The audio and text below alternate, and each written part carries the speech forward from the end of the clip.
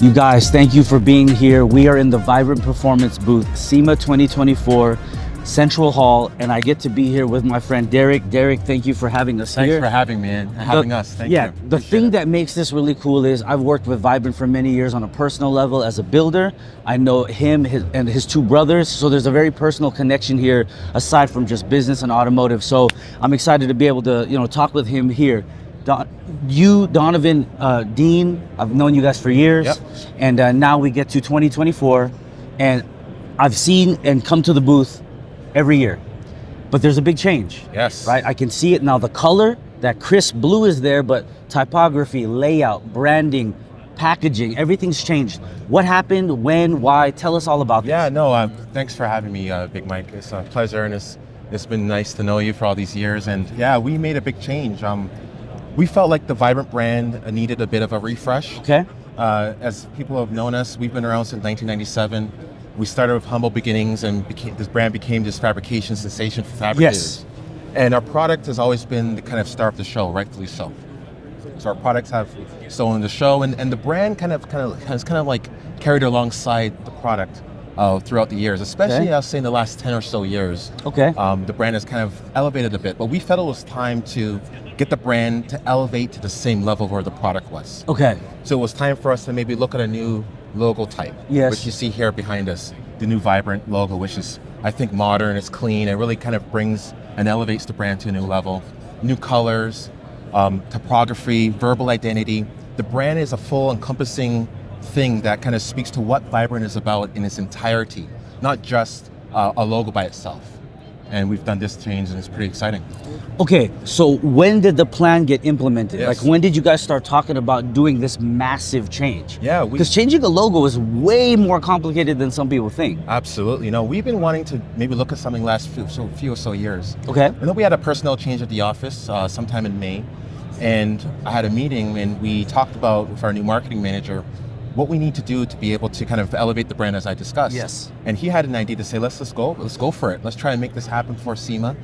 We acquired and worked with a company out of Brazil that helped us out with the brand refresh, and we kind of went down and hammered down. We went to the drawing board, had several meetings with them, talked about the brand identity, the history of the brand.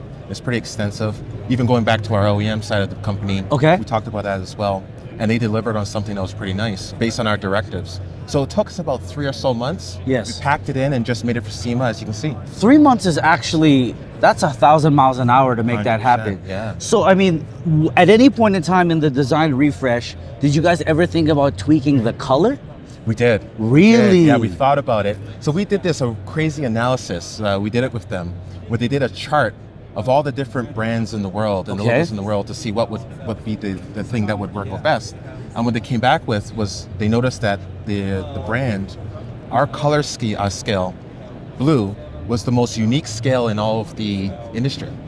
So we remained it. We were in a unique spot within the company, or for the industry. So we kept the blue, we're keeping white, we're keeping black, but we're also going with an alternate color, which is green. Oh, so is that getting implemented in the future? That's going to be implemented as a unique color that will be used from time to time. So that was the only change we made, was an addition, which is the color green in addition to the blue that you see behind us. Okay, so I don't see that here. Is it on purpose? You're keeping it on the wraps? Keeping it on the wraps. Okay. It's like a like the sports teams have that kit, that special color that they kind of pop out once in a while during a game. Yeah. That's how we're going to utilize the green. Okay, so can you give us a little bit more? Is it going to be used as a tracer in the lines? Is it going to be used in the apparel, which I know that you're going to start doing those types of things. 100%. Is that kind of 100%. Some of the implementation? Special drops, like say Vibrant did a drop with you, we might use the green.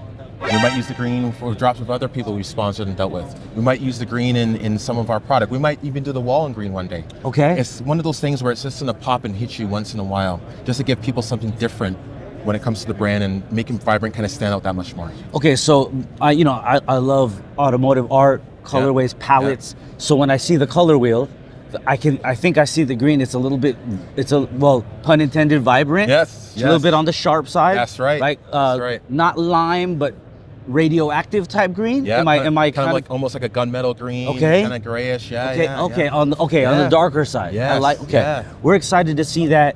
And the foot traffic is always, like you said, the products and subsequently the builds that Right. utilize them have Right. always been crazy. Right. You have something like myself, which is a wild street, you Yep. know, car to kind of set the tone within a sub niche, but then you have other things that are like full on race cars and 100%. trucks and everything. So what do we have in the booth today? Well, this year we decided to do something a little different. Okay. We have a beautiful Drift HQ Mustang Yes. that they've done a wonderful job on that car. We started kind of scheming with them on this thing about 3 or so months ago. Okay. And they delivered on a beautiful car that actually matches the booth, this blue. Yeah, that blue is gorgeous. 100%. That paint But job. In addition to the Drift HQ Drift Mustang, this year we decided, you know what? Let's remind our customer the Vibrant, the fabrication parts that we develop and design and release can be used on any engine that Right. requires fabrication. Right. So as such, alongside the Mustang, we have a snowmobile, Yes. fully turboed, that races on the ice up in northern parts of America and Canada. Okay. And in the summer, they put a tread on it and drag race it. Wow. And we have a jet ski that does over 100 miles an hour on the water in the shores of Florida. And both of those vehicles have Vibrant product on it. So Vibrant is not only just cars. Sure. It's not only just drift. Yes. It's not only just Japanese. It's domestic. Yes. It's snowmobiles. It's jet skis. Vibrant encompasses everything that's motorsport.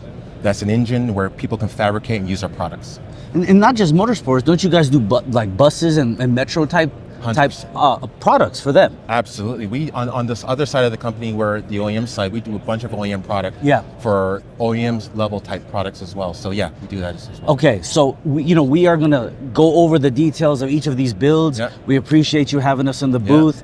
The look of everything, it's crisp, it's clean, it's contemporary. I think you guys knocked it out of the Thank park. you. Thank I you. look forward to working with you guys on a business and a personal level. Yes. And thank you for having us. Okay, Awesome. we appreciate you guys being here, Deryck. Thank you. Thank you, man. Appreciate you, my man. Yeah.